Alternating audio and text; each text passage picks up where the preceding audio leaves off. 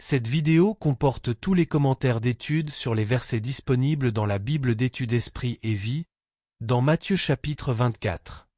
Chapitre 24 verset 3 à 25 verset 46.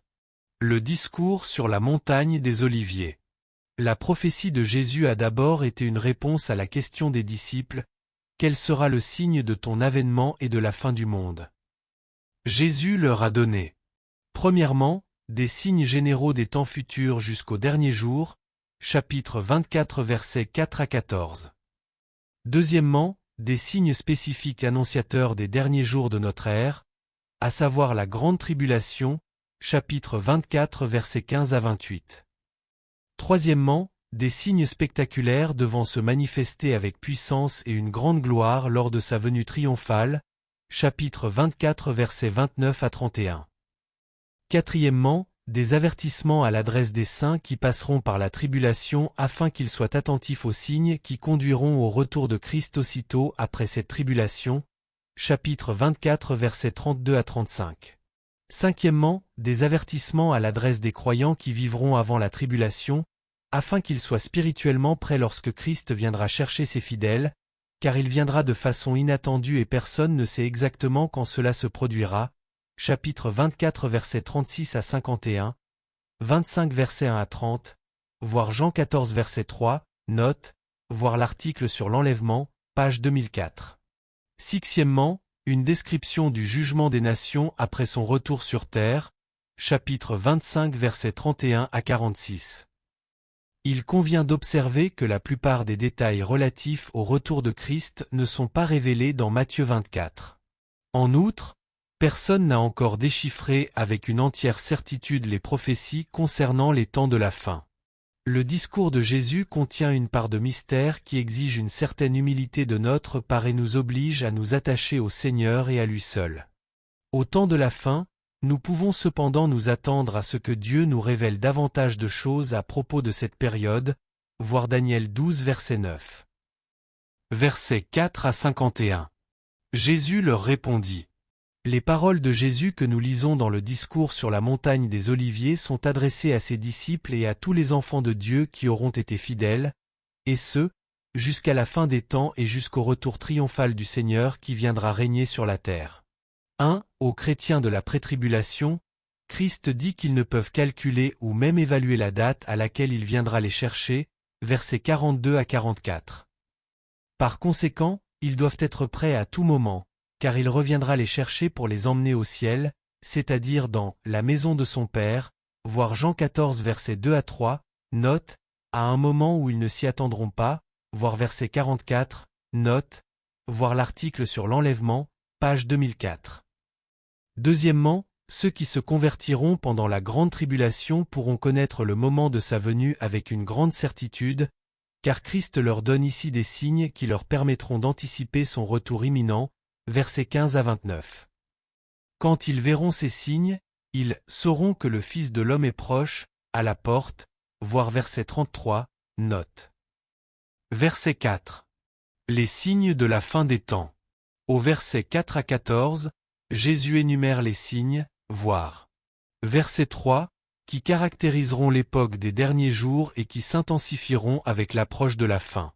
Premièrement, les faux prophètes et les partisans du compromis religieux au sein de l'Église visible seront de plus en plus nombreux et séduiront un grand nombre de gens, versets 4 à 5 et verset 11. Deuxièmement, l'augmentation du nombre de guerres, de famines et de tremblements de terre, versets 6 à 7, constituera le commencement des douleurs, verset 8, de la nouvelle ère messianique. Troisièmement, à l'approche de la fin, la persécution du peuple de Dieu se fera plus sévère, verset 9, et de nombreuses personnes se détourneront de Christ, versets 9 à 10.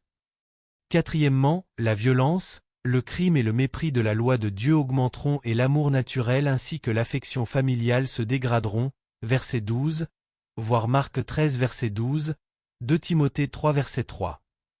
Cinquièmement, en dépit de cette intensification des difficultés, l'Évangile sera prêché dans le monde entier, verset 14. Sixièmement, seuls seront sauvés ceux qui demeurent fermes dans la foi à travers la détresse des temps de la fin, verset 13. Septièmement, en observant l'intensification de ces signes, les fidèles comprendront que le retour du Seigneur est proche, Hébreux 10 verset 25, voire Jean 14 verset 3, note. Verset 5. Plusieurs séduiront beaucoup de gens. Ce premier signe majeur revêt une importance particulière. Vers la fin de cette ère, la séduction à caractère religieux sera omniprésente sur la terre. Christ tient tellement à ce que ses disciples prennent conscience du fait que la venue de cette séduction spirituelle à l'échelle mondiale aura lieu juste avant la fin qu'il réitère son avertissement à 2 reprises dans le discours sur la montagne des Oliviers, voir verset 11, note, verset 24, voir l'article intitulé L'âge de l'Antéchrist, page 2011. Verset 9. Vous serez haïs.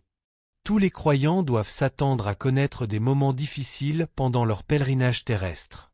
Le fait de souffrir pour Christ à cause de notre loyauté envers lui et envers sa parole fait partie intégrante de la foi chrétienne, voir Jean 15 verset 20, 16 verset 33, Actes 14 verset 22, Romains 5 verset 3, voir Matthieu 5 verset 10, note, 2 Timothée 3 verset 12, note. Verset 11. Plusieurs faux prophètes s'élèveront. Alors que les derniers jours toucheront à leur fin, les faux docteurs et les faux prédicateurs seront particulièrement actifs. Voir l'article sur les faux docteurs, page 1620. Une grande partie de la chrétienté sera plongée dans l'apostasie. Ceux qui seront totalement engagés envers la vérité de la parole de Dieu et la justice biblique ne représenteront plus qu'une minorité. Premièrement, les croyants professants accepteront de nouvelles révélations, même lorsque ces dernières entreront en conflit avec la parole de Dieu révélée. Cela fera naître, au sein même des églises, une certaine opposition à l'égard de la vérité biblique, voir 1 Timothée 4 verset 1, note, 2 Timothée 3 verset 8, 4 verset 3, note. Ceux qui prêchent un évangile déformé parviendront même parfois à des positions stratégiques et des postes importants dans certaines dénominations et écoles de théologie, voir chapitre 7 verset 22, note, ce qui leur permettra de séduire et d'égarer de nombreux croyants au sein de l'Église, voir Galates 1 verset 9, note, 2 Timothée 4 verset 3, note, 2 Pierre 3 verset 3 à 4. Deuxièmement, dans le monde entier, des millions de gens prendront part à l'occultisme, à l'astrologie, à la sorcellerie, au spiritisme et au satanisme. L'influence des démons et des esprits mauvais augmentera considérablement, voir 1 Timothée 4 verset 1, note. 3. Pour bien se protéger contre la séduction, nous devons persévérer dans la foi et l'amour envers Christ, rester loyal envers l'autorité absolue de sa parole, verset 4, verset 11, versets 13 et 25, et avoir une connaissance approfondie de cette parole, voir 1 Timothée 4 verset 16, note. Verset 12. L'iniquité se sera accrue. Les derniers jours seront caractérisés par un accroissement incroyable de l'immoralité, de l'impudence, de la rébellion contre Dieu et d'un abandon de la morale. La perversion sexuelle, l'immoralité, l'adultère, la pornographie, la drogue, la musique impie et les distractions charnelles abonderont. Il en sera comme, du temps de Noé, verset 37, lorsque les pensées des hommes se portaient chaque jour uniquement vers le mal, voir Genèse 6 verset 5. Il en sera comme, du temps de Lot, Luc 17 versets 28 et 30, lorsque l'homosexualité, le lesbianisme et toutes sortes de perversions sexuelles étaient répandues au sein de la société, voir Genèse 19 verset 5, note. 1 Timothée 4 verset 1, note. 2 Timothée 3 verset 1 à 8, note. Jésus ajoute que le véritable amour sera rare en ce temps-là. Verset 14. Cette bonne nouvelle du royaume, la fin. La fin ne viendra qu'une fois que la bonne nouvelle du royaume aura été prêchée de façon adéquate dans le monde entier. Premièrement, cette bonne nouvelle du royaume fait référence à l'évangile apostolique prêché par la puissance et la justice du Saint-Esprit, d'accompagner par les signes principaux de l'évangile, voir l'article sur le royaume de Dieu, page 1540. Deuxièmement, Dieu seul saura à quel moment cela sera accompli, selon son dessein. La tâche du croyant consiste à aller de l'avant dans toutes les nations, avec fidélité et persévérance, jusqu'à ce que le Seigneur revienne pour emmener son Église au ciel, voir chapitre 28 versets 19 à 20, note, Jean 14 verset 3, note. 1 Thessaloniciens 4 verset 13, note. Troisièmement, plusieurs interprètes pensent que l'expression « la fin » désigne l'époque où les morts en Christ ressusciteront et où les membres fidèles des églises de Christ seront enlevés avec eux sur des nuées, à la rencontre du Seigneur dans les airs, 1 Thessaloniciens 4 versets 16 à 17, voir l'article sur l'enlèvement, page 2004. Au verset 37 à 44, Christ donne davantage de détails concernant son apparition inattendue pour venir chercher l'Église fidèle. Verset 14. Alors viendra la fin. Christ s'adresse aux disciples comme si tout ce qu'il prédit pouvait s'accomplir au cours de leur génération. Tel était l'espoir de l'Église du Nouveau Testament. Tel doit également être l'espoir de tous ceux qui croient en Jésus-Christ de par le monde et à travers les siècles. Nous devons vivre dans l'attente du retour du Seigneur et dans l'espérance que la fin de cet âge aura lieu au cours de notre génération, voir 1 Corinthiens 15 verset 51, note. Nous devons vivre dans une sorte de tension entre l'imminence du retour de Christ et le fait qu'il nous a lui-même commandé de continuer à annoncer l'Évangile. Versets 15 à 28. La grande tribulation. L'ensemble de cette partie traite de la grande tribulation. Pour une étude plus approfondie de ces données, voir l'article sur la grande tribulation, page 1570. Verset 29. Le soleil s'obscurcira. Aussitôt après la tribulation, des signes spectaculaires apparaîtront dans le ciel. Ceux-ci précéderont l'apparition de Christ et annonceront clairement son retour, verset 30.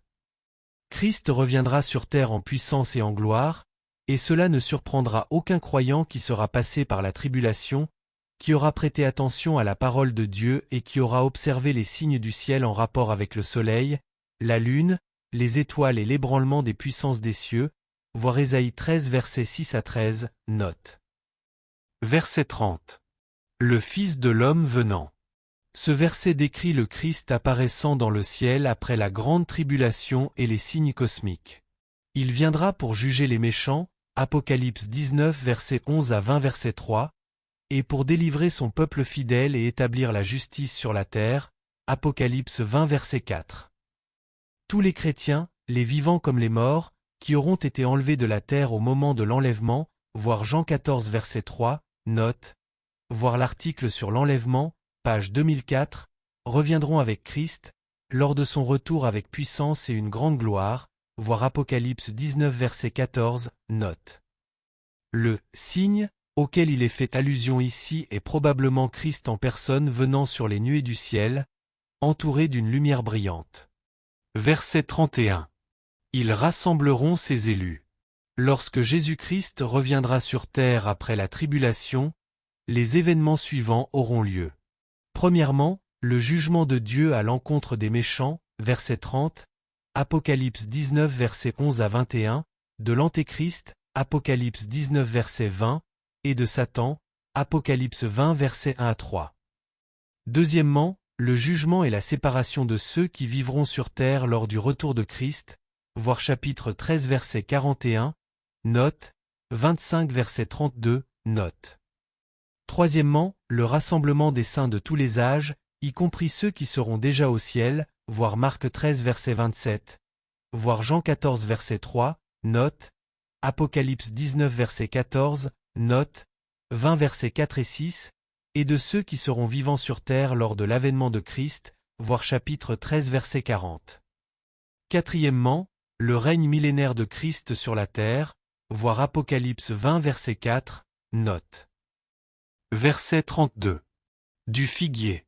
L'apparition des feuilles du figuier, voir Luc 21 versets 29 à 31, est une allusion aux événements qui auront lieu pendant la tribulation, versets 15 à 29. Certains interprètes pensent que le figuier représente le rétablissement d'Israël en tant qu'État, voir Osée 9 verset 10, Luc 13 versets 6 à 9. Verset 33. Toutes ces choses. Il s'agit d'une allusion à tous les signes qui apparaîtront durant la grande tribulation, versets 15 à 29. le principal d'entre eux étant l'abomination de la désolation, verset 15, voir l'article sur la grande tribulation, page 1570. Au fur et à mesure du déroulement des événements annoncés, les fidèles qui vivront durant la tribulation et sonderont les Écritures verront toutes ces choses, et sauront que le retour du Seigneur est proche, à la porte. Verset 34. Cette génération. L'expression « cette génération » se réfère peut-être à la génération qui commence à voir l'intensification des signes annonciateurs de cette époque, versets 4 à 14, qui se termine par les signes de la tribulation, voire verset 5, note, à moins qu'elle ne se réfère au peuple juif en tant que race. Verset 36. Le Père seul. Ce verset nous dit que seul le Père connaît le moment du retour de Christ. Nous devons comprendre que cela a été dit alors que Christ se trouvait encore sur la terre. Il est certain qu'à présent que Jésus est retourné dans sa gloire, Jean 17 verset 5, il connaît, lui aussi, le moment exact de son retour sur la terre. Les saints de la tribulation peuvent également connaître le moment de sa venue en observant les signes de la tribulation que Christ a décrits, voir l'article sur la grande tribulation, page 1570. Verset 37. L'avènement du Fils de l'homme. Les déclarations de Jésus à propos de l'avènement du Fils de l'homme contiennent une double allusion. D'abord à la première étape de son retour, qui doit avoir lieu à un moment inconnu et inattendu, c'est-à-dire l'enlèvement des saints de la tribulation. Voir verset 42, note.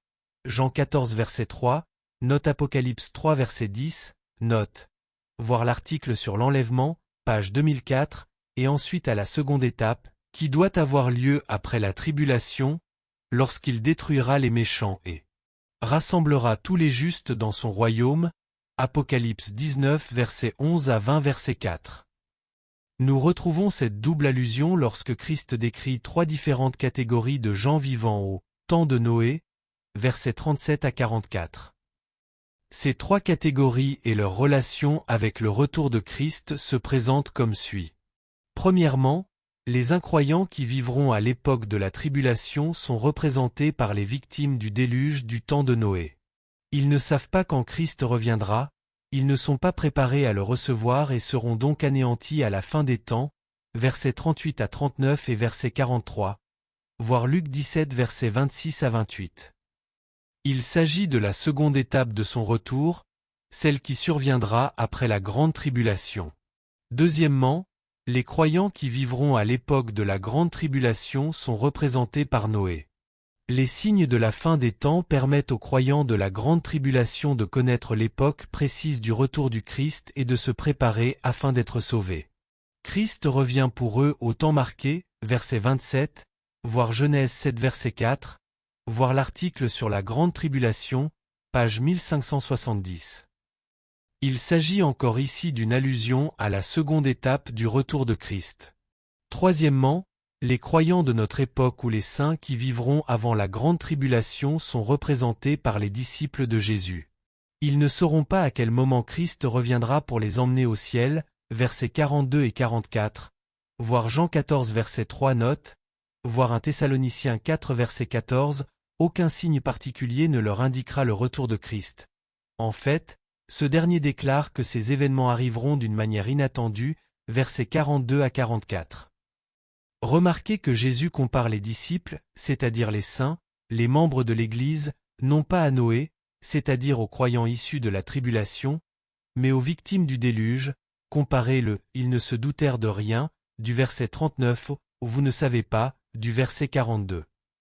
Ce qui veut dire que les saints membres de l'Église ressembleront dans un certain sens aux victimes du déluge. Ils ignoreront la date à laquelle le Christ reviendra les chercher et seront donc surpris de le voir revenir, tout comme les victimes du déluge ne connaissaient pas la date de cet événement et furent surpris de le voir arriver.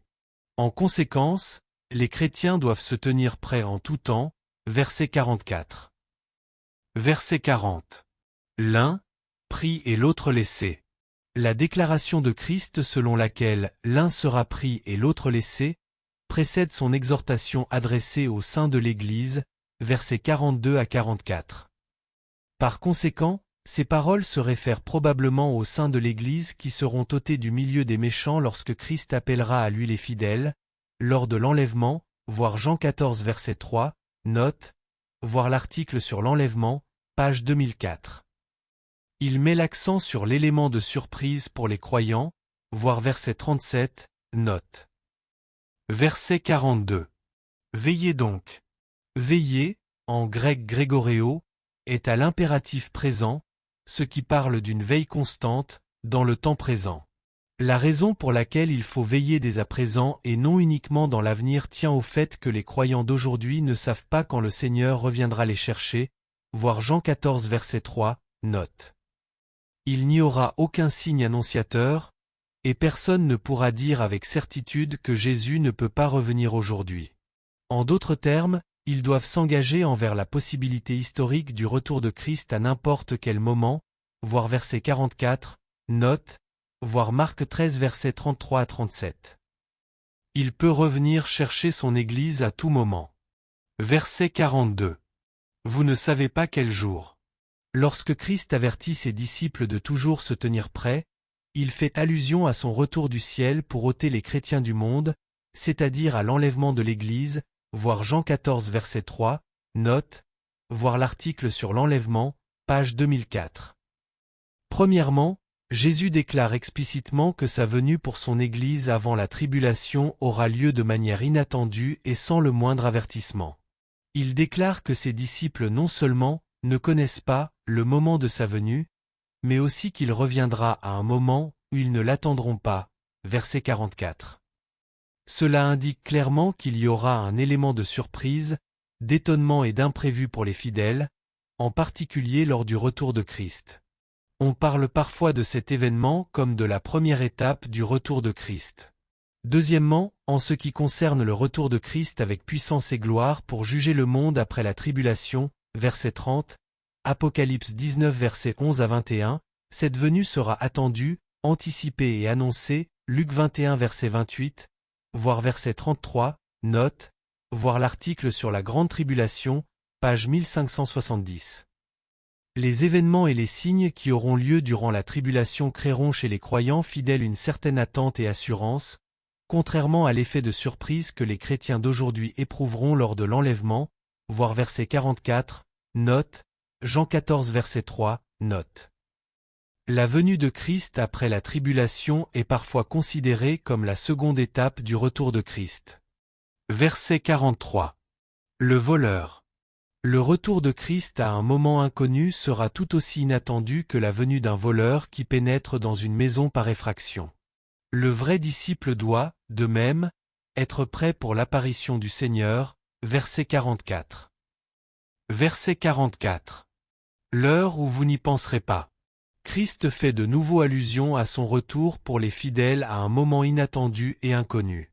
Premièrement, cet avertissement ne concerne pas les croyants qui vivront durant la tribulation, voir l'article sur la grande tribulation, page 1570.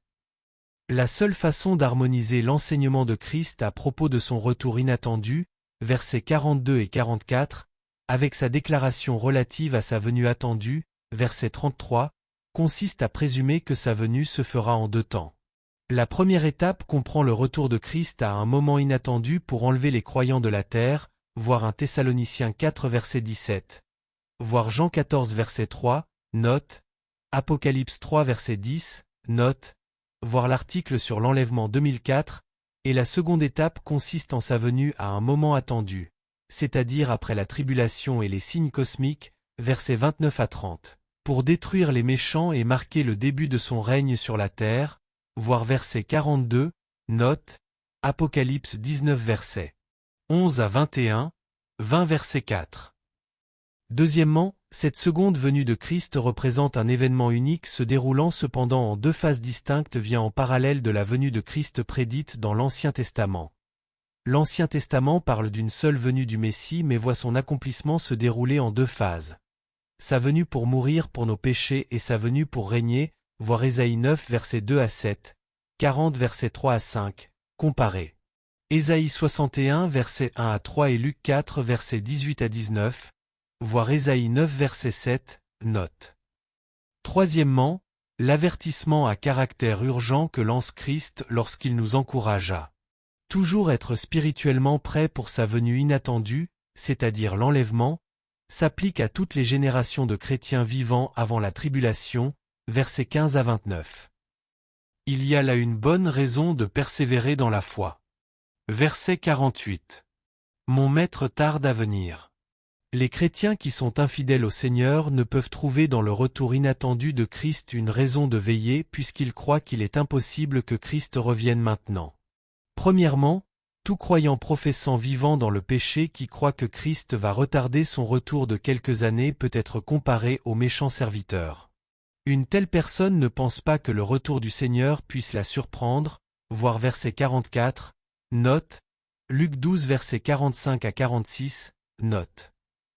Deuxièmement, il est significatif de voir Jésus associer l'infidélité et l'hypocrisie à la croyance et au désir que Christ retarde son retour.